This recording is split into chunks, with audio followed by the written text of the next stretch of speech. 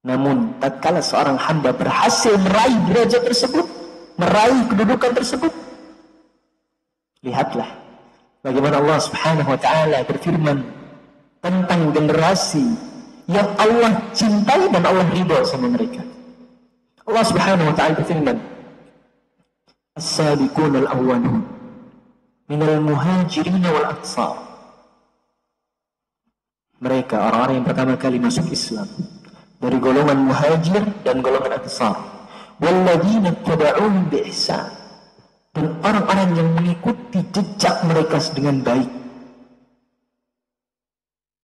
Ini menunjukkan bagaimana para sahabat, baik kalangan muhajir dan ansar, dan orang-orang yang ikut jejak para sahabat. Oleh karenanya, kalau sampai ada yang bilang kita cuma percaya sama Al-Quran saja, tidak bisa.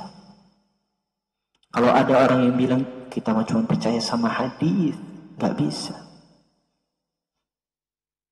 Manhajnya ahlu sunnah, cara bersikap beragamanya ahlu sunnah adalah dia mempelajari Al-Quran dan hadis sesuai dengan pemahaman para sahabat yang terus senantiasa diwariskan dari generasi ke generasi, yang disebut sebagai para pendahulu yang saleh.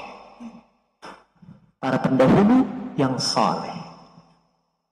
Pendahulu kita banyak, tapi nggak semuanya saleh. Oleh karena tatkala kita mengambil ilmu, itu kayaknya perlu kita perhatikan dari mana kita ngambil ilmu. Perlunya kita mengambil ilmu dari orang-orang saleh. Mas Disman, agak bisa dikecilin nggak? Kayaknya masih kegedean suaranya. Kecilin dikit lagi. Iya. Bisa. Ayo, sip. Nah, kita lanjutkan ayat tadi. As-sabiqun al-awwalun minal muhajirin wal ansar walladzina tabauhum bi ihsan. Apa? Ketika Allah Subhanahu wa taala menjelaskan orang-orang yang pertama kali masuk Islam dari kalangan muhajir dan ansar dan orang-orang yang mengikuti jejak mereka, Allah Subhanahu wa taala katakan, radhiyallahu anhum wa radu an. Allah ridho sama mereka dan mereka pun ridho sama Allah. Lihat. Allah ridho sama mereka.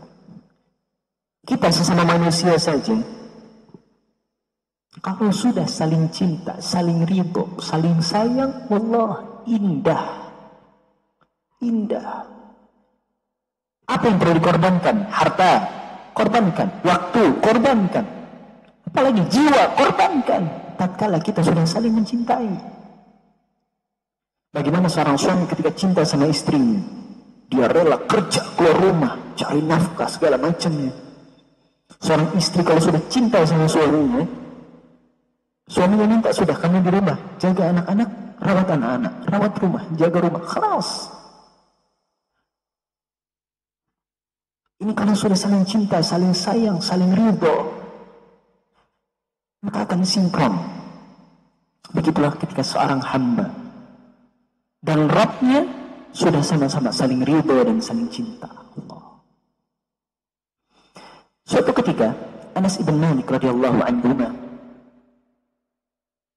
meriwayatkan sebuah hadis yang ingin menceritakan antara tentang beliau dengan Rasulullah dan seorang Arab Badui. Beliau berkisah dalam sebuah hadis yang diriwayatkan oleh Imam Bukhari dan Imam Muslim. Oh sudah, Masya Allah. Kalau sudah riwayatnya Bukhari dan Muslim, yakin sahih. Ya, orang-orang yang meragukan sahih Bukhari dan Muslim, nah ini perlu dipertanyakan. Anak pernah bertemu dengan seorang. Dia bilang, lah, Ustaz, bukankah sahih Bukhari itu hadisnya 7.000, yang sahihnya 4.000? Wah, dia bilang, antum tahu dari mana? Antum salah baca. Betul, sahih Bukhari itu ditulis 7.000 hadis dan telah disaring oleh para ulama menjadi 4.000 hadis. Namun yang 3.000-nya itu bukan hadis nggak sahih, bukan, tapi hadis yang berulang dalam satu kitab. Ya, jangan salah paham. Ini orang salah paham. Sampai dia nggak percaya, dia hampir mau marah orang ini. Dalam sebuah majelis, anak bilang sabar Pak, coba Bapak koreksi lagi. Bapak dengar dari mana? Coba Bapak baca literaturnya lagi. Sahih Bukhari ditulis 7.000 hadis. Namun terdapat beberapa hadis, 3.000 hadis yang di situ terulang. Misalnya di dalam bab ini masuk hadis ini, tapi di dalam bab ini juga masuk hadis itu. Nah, para ulama meringkas supaya nggak terlalu banyak pengulangan, diringkas, dirapihkan kitabnya, sehingga jadilah 4.000 hadis. Bukan berarti yang 3.000 hadis itu tidak sahih, sahih, cuma berulang. Nah, ini di dalam hadis ini Anas bin Malik bercerita. Beliau mengatakan, "Bainama ana wa Rasulullah sallallahu alaihi wasallam." Suatu ketika, aku sedang bersama Nabi Muhammad sallallahu alaihi wasallam. Oh, masyaallah, indah ya. Seorang sahabat dengan Nabi Muhammad sallallahu alaihi wasallam. Allah, kalau kita mendapatkan kesempatan untuk bisa duduk bareng dengan Nabi Allah, semoga Allah Subhanahu wa taala menyiapkan kita tempat duduk nanti di surga bersama Nabi Muhammad sallallahu alaihi wasallam. Kalau kita cinta sama Nabi. Kalau cinta sama Nabi, kalau nggak cinta sama Nabi nggak mungkin. Nggak mungkin bisa duduk sama Nabi. Ayo, lihat. Kemudian beliau bilang, kharijaini minal masjid. Aku tatkala itu bersama dengan Nabi Muhammad SAW berjalan sedang menuju keluar masjid. Falaqini rajulan inda siddatil masjid. Kemudian kami bertemu dengan seseorang di hadapan pintu masjid. Lagi mau keluarnya Anas bin Malik sama Nabi, ketemu sama seseorang. Dikisahkan dalam riwayat yang lain, orang ini adalah orang Arab Badui, orang Arab pedalaman, orang gunung-gunung, orang padang pasir, ya, orang padang pasir. Kami bertemu dengan orang tersebut. Kemudian orang itu tiba-tiba menghampiri Nabi Muhammad SAW dan langsung berkata, "Ya Rasulullah, mata sa'ah? Ya Rasulullah, kiamat kapan terjadinya?" Ush, mantap. Ngadep Nabi langsung nanya, kiamat kapan? Woi, ajib. Pertanyaan ini sama dengan pertanyaan Jibril alaihissalam tatkala mendatangi Nabi Muhammad SAW. Jibril pernah datang sama Nabi, kemudian bertanya tentang beberapa hal, di antaranya bertanya tentang ini. Kapan? Ya, malaikat Jibril ya, jangan salah, bukan Jibril sahabat, bukan, malaikat Jibril. Kemudian Jibril bertanya, kapan hari kiamat? Nah, sama orang ini juga, karena orang Arab Badui, mungkin waktu ketika pas, kan ceritanya hadis Jibril itu Nabi sedang duduk-duduk dengan para sahabat. Datanglah Jibril dalam bentuk manusia. Kemudian nanya, di antara pertanyaannya adalah pertanyaan tentang kapan hari kiamat. Nah, orang ini kemungkinan nggak hadir. Sehingga di kemudian hari tiba-tiba dia datang dari pedalaman, ketemu sama Nabi, nanya. Pertanyaannya sama dengan pertanyaan Jibril. Tapi Nabi Muhammad SAW menjawabnya dengan jawaban yang berbeda. Ini salah satu hikmah Nabi Muhammad SAW, bijaksananya Nabi. Nabi itu sering, terkadang, dalam suatu konteks, kok beda jawabannya. Satu pertanyaan tapi beda jawabannya. Dan ini biasa. Contoh, tatkala Nabi Muhammad SAW ditanya, siapa orang yang paling baik? Terkadang Nabi jawab apa? Yang paling baik di antara kalian adalah yang paling bermanfaat bagi orang lain. Dalam pertemuan yang lain atau kondisi yang lain, ada sahabat lagi yang nanya, siapa yang paling baik? Nabi katakan apa? Yang paling baik adalah orang yang mempelajari Al-Quran dan mengajarkannya. Dalam pertemuan yang lain lagi, ada lagi yang nanya, siapa yang paling hebat ya Rasulullah? Siapa yang paling baik ya Rasulullah? Yang paling bisa menahan amarahnya. Dalam riwayat yang lain juga, ketika ada yang nanya lagi, siapa Rasulullah yang paling baik? Yang paling baik adalah yang paling baik dalam membayar hutang. Dalam riwayat lain lagi, ada lagi yang ditanya, siapa lagi Rasulullah yang paling baik? Dalam riwayat lain disebutkan, yang paling baik sama istrinya. Masya Allah. Ada lagi dalam riwayat yang lain, yang paling taat sama suaminya. Masya Allah. Kenapa kok bisa-bisa? Ketika ditanya, kenapa kok bisa beda-beda? Apakah Nabi gak konsisten? Bukan gak konsisten. Ini menunjukkan bagaimana keragaman yang diberikan oleh agama Islam untuk bisa menjadi seorang hamba yang paling baik. Allah. Ini kemudahan. Kemudahan yang Allah berikan. Sama seperti contohnya pertanyaan ini. Orang Arab tadi ini bertanya, ya Rasulullah, kapan hari kiamat? Nabi tidak menjawab seperti pertanyaan Jibril. Ketika Jibril nanya, Nabi bilang apa? Yang bertanya tidak lebih tahu daripada yang ditanya. Sudah. Sampai situ berhenti pertanyaannya. Ini jawaban Rasulullah kepada Jibril. Tapi Rasulullah ketika ditanya sama orang Arab Badui ini, ya Rasulullah, kapan hari kiamat? Maka Nabi menjawab, ma a'adatta laha. Apa yang telah engkau persiapkan untuk menghadapi hari kiamat? Ini jawaban Nabi untuk orang Arab Badui tadi. Sebagai pertanyaan Nabi juga untuk kita.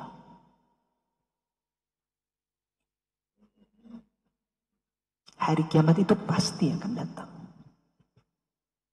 Dan waktunya itu sebentar lagi.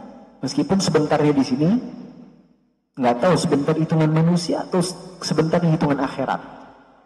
Karena hitungan akhirat dengan hitungan dunia berbeda jauh. Hitungan akhirat itu satu hari di akhirat normalnya itu 1000 tahun. Ini untuk orang-orang yang normal, hamba-hamba Allah yang normal. Tapi untuk hamba-hamba Allah yang Allah azab, yang Allah siksa, kana miqdaruhu 50 alf sanah.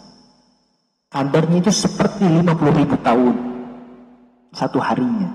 Kalau kita ambil saja 1000 tahun dalam satu hari, maka kehidupan kita di dunia ini selama umur 83 tahun itu baru cuma 2 jam. 2 jam di akhirat. Ya. Lihat. Nabi Muhammad SAW bertanya, balik bertanya. Ketika ditanya kapan hari kiamat, Nabi balas nanya lagi. Apa yang telah engkau persiapkan untuk menghadapi hari kiamat tersebut? Masya Allah. Lalu Anas ibn Malik menjelaskan, faqal, ka'anna ar-rajul istakan. Tiba-tiba laki-laki tersebut terdiam merenung. Oh iya, ditanya balik sama Nabi. Ente nanya-nanya kiamat, apa yang udah ente siapin? Allah, diam dia. Yang nanya Nabi lagi. Kita kalau ditanya aja mungkin nunduk, diam gitu. Apa yang udah disiapin gitu ya? Orangnya juga seperti itu. Terdiam, termenung sebentar, sejenak. Kemudian orang tersebut mengatakan, "Maqal, ya Rasulullah. Wahai Rasulullah, ma a'adattu laha kabiras salah wala siyam wala sadaqah." Sebenarnya persiapanku ini kayaknya belum terlalu banyak untuk sholat, puasa, dan sedekahku. Aku merasa ya kayaknya memang masih kurang ya Rasulullah. Sholatku, puasaku, sedekahku kayaknya belum terlalu banyak ya Rasulullah. Walakin akan tapi ya Rasulullah, uhibbullah wa rasuluh. Aku itu sangat cinta sama Allah dan Rasulnya. Allah. Bayangkan orang Arab Badui datang pakai pertanyaan aneh, kapan hari kiamat datang ya Rasulullah?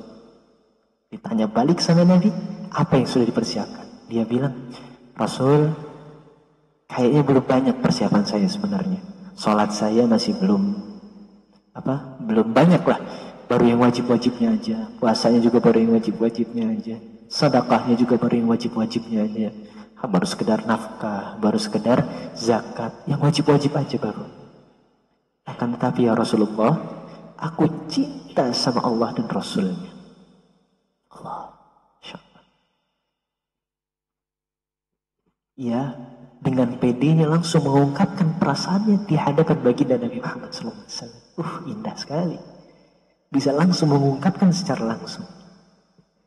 Dan lihat, jawaban Nabi Muhammad SAW itu lebih indah dan lebih membuat hati kita bahagia. Nabi Muhammad SAW langsung menjawab, qal fa'anta ma'a man ahbabta. Oke, kalau begitu, kelak di hari kiamat, kelak nanti di yaumul mahsyar, engkau akan bersama dengan orang-orang yang engkau cintai. Engkau akan bersama dengan apa yang engkau cintai. Ya Rabbi, keindahan mana lagi yang bisa kita bayangkan? Kalau sudah sampai Nabi bilang, kamu cinta sama Allah dan Rasul, maka nanti kelak engkau akan bertemu dengan Allah dan bertemu dengan Rasul. Allah. Lihat, dalam riwayat yang lain, Anas ibn Malik mengatakan, "Fama farahna ba'dal islami farhan أشد من قول النبي صلى الله عليه وسلم فإنك مع من أحببت demi Allah, aku tidak pernah merasakan kebahagiaan yang lebih bahagia setelah aku masuk Islam, melebihi kebahagiaanku setelah aku mendengar sabda Nabi tadi, engkau bersama dengan apa yang engkau cintai. Allah. Anas bin Malik mengatakan seperti itu. Saya sangat-sangat bahagia. Bahkan setelah sebelumnya saya sangat bahagia, saya masuk Islam, saya dalam kondisi seorang muslim, tidak ada yang lebih bahagia lagi setelahnya, melainkan setelah aku mendengar sabda Nabi ini.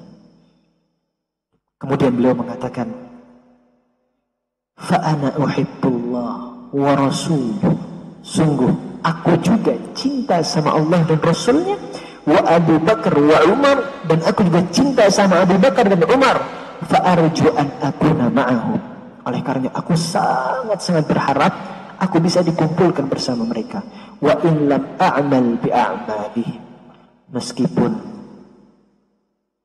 mungkin saja aku ini sangat jauh amalnya, nggak mungkin seperti mereka. Aku cinta sama Allah dan Rasul, aku juga cinta sama Abu Bakar dan Umar, meskipun mungkin, dan aku sangat berharap aku bisa dikumpulkan sama mereka, meskipun amalanku itu nggak mungkin sama seperti mereka. Tapi karena kita cinta, lihat, karena kecintaan yang hakiki, kecintaan yang benar, bisa menjadikan, mengangkat derajat orang-orang yang mungkin amalannya nggak seberapa. Oleh karena kita sebagai seorang hamba Allah, mantapkan lagi cinta kita sama Allah, mantapkan lagi cinta kita sama Rasulullah, dan jadikan para sahabat ridwanullah alaihim ajma'in sebagai kecintaan kita yang nomor satu. Singkirkan itu siapa? Idol K-pop, ya. Singkirkan itu artis Korea, singkirkan itu artis, singkirkan itu apa? Main bola, siapa lagi, atlet-atlet, sudah singkirkan. Jadikan idola kita adalah para sahabat Nabi Sallallahu Alaihi Wasallam, Nabi Muhammad Sallallahu Alaihi Wasallam. Jadikan kecintaan kita Allah Subhanahu Wa Taala. Ini kecintaan kepada Allah Subhanahu Wa Taala dan Nabi Muhammad Sallallahu Alaihi Wasallam. Jangan pernah meremehkan kebaikan sekecil apapun. Jangan pernah meremehkan kebaikan sekecil apapun, dan jangan pernah meremehkan keburukan sekecil apapun. Jangan pernah. Keburukan sekecil apapun, yang namanya keburukan tetap. Yang namanya kotoran tetaplah kotoran. Jangan pernah diremehkan. Dahsyat. Pernah dengar hadis tentang orang yang masuk surga gara-gara lalat dan masuk neraka gara-gara lalat? Ini dahsyat. Ini dahsyat. Hal yang remeh, lalat. Dan Allah Subhanahu Wa Taala telah menjadikan lalat ini, lalat, nyamuk, itu contoh-contoh yang menggambarkan bagaimana sesuatu itu remeh. Allah Subhanahu Wa Taala menantang Tuhan-Tuhan selainnya, Tuhan-Tuhan yang dianggap sesembahan-sesembahan yang dianggap Tuhan selain dirinya, kumpulkan mereka semua, kata Allah. Ciptakan walau hanya satu ekor sayap nyamuk. Bahkan ada juga ciptakan lalat. Tidak ada yang bisa. Begitu pula hadis ini menunjukkan bagaimana sesuatu yang remeh sebenarnya, kecil, namun bisa menjadikan seseorang masuk surga dan masuk neraka. Diriwayatkan oleh Al-Hibba, Nabi Muhammad SAW bersabda, marra rajulani ala qaumin lahum sanam. Suatu ketika ada dua orang melakukan perjalanan. Hadis ini sebenarnya diperselisihkan oleh para ulama tentang sanadnya, karena ada beberapa orang dari jalur periwayatannya agak bermasalah, ya.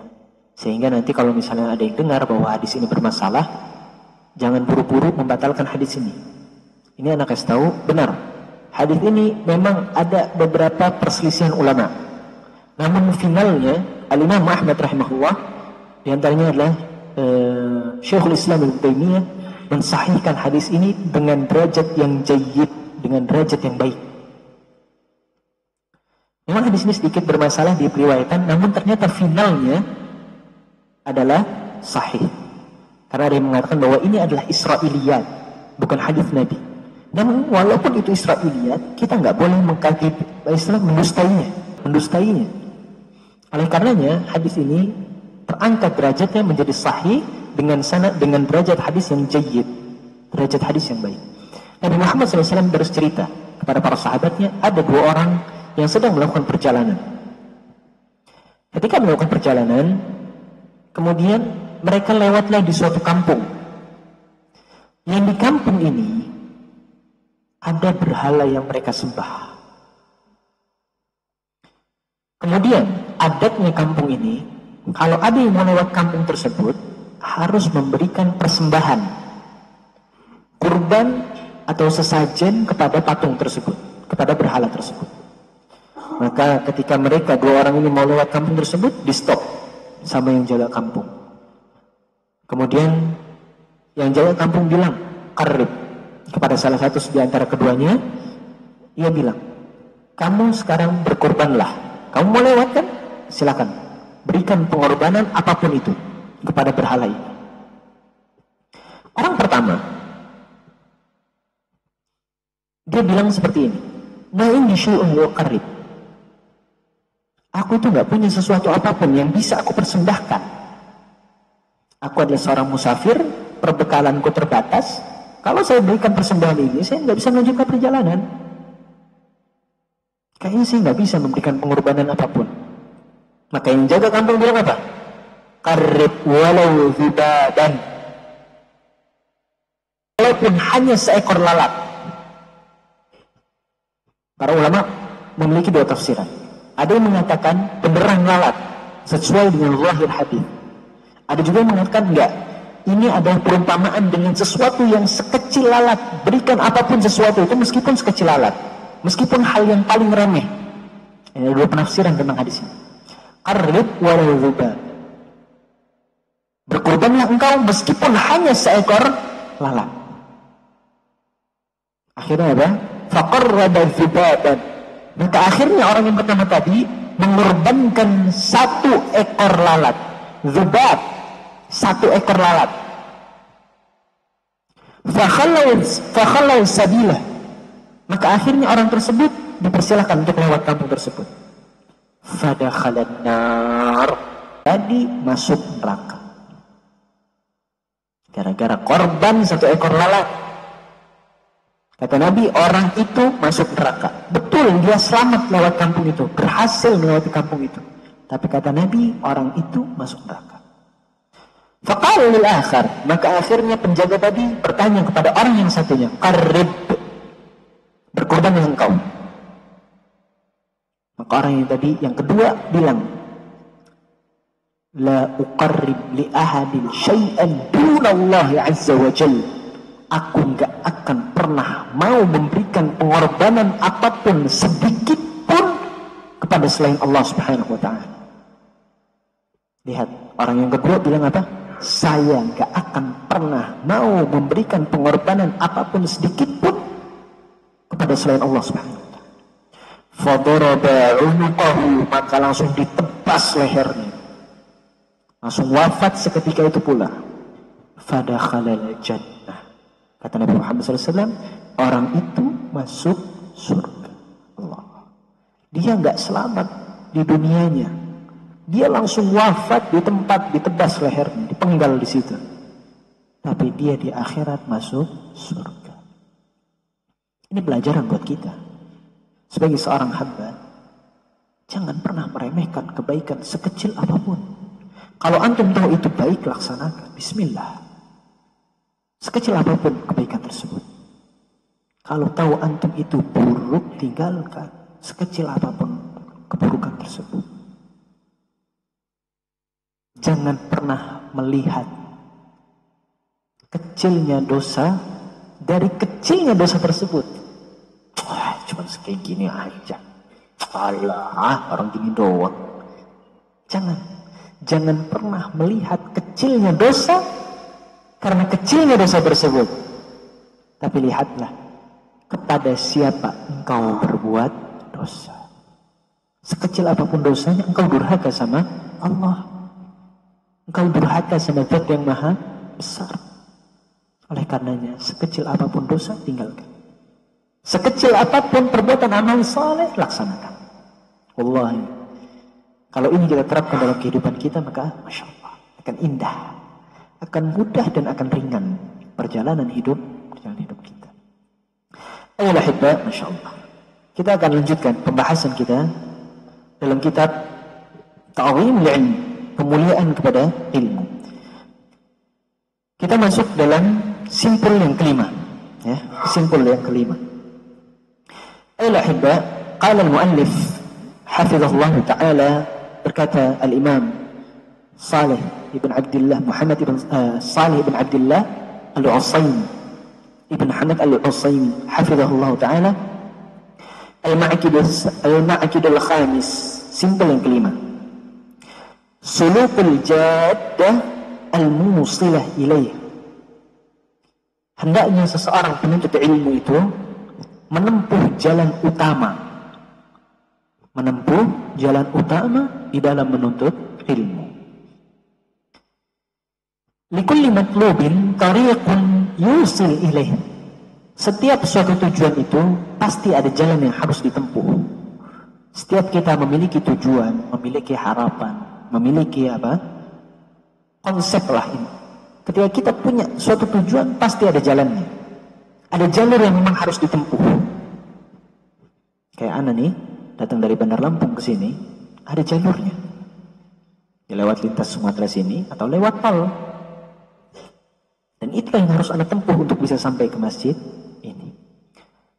Faman salaka jadatan matlubihi awqafathu alaih. Yang menempuh jalan tersebut, dia punya tujuan, jalannya udah jelas, dia tempuh jalannya, maka pasti dia akan sampai pada tujuan tersebut. Wa man 'adala 'anha lam yaghfar bimatlubihi.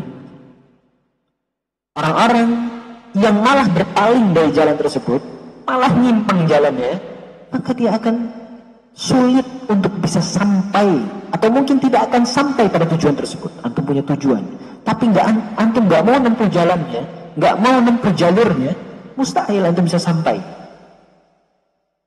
Atau antum menyimpang dari jalur tersebut,